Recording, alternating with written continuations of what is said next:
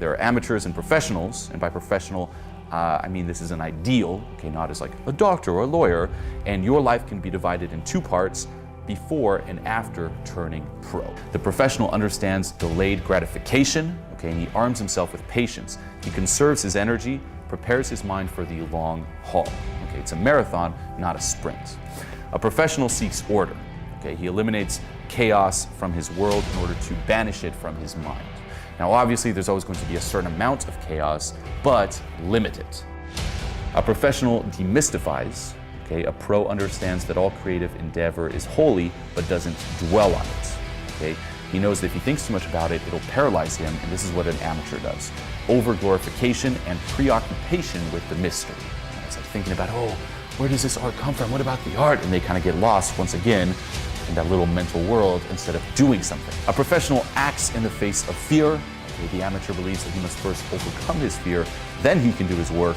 The professional knows that fear can never be overcome. He knows there is no such thing as a fearless warrior or a dread-free artist. He just does the work regardless. Okay, just do the work.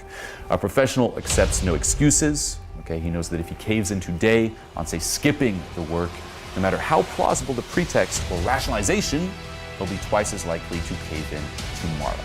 A professional is prepared. Okay, he's prepared each day to confront his own self-sabotage. Don't just think you're going to wake up one day and not sabotage yourself. Okay, you're always going to come up with excuses, rationalizations to prevent you from doing your work. You're going to be placing yourself in situations that will prevent you from doing your work.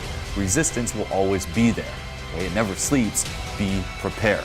A professional distances himself from his instrument, meaning his person, his body, his voice, his talent, the physical, mental, emotional, and psychological being he uses in his work. He does not identify with his instrument.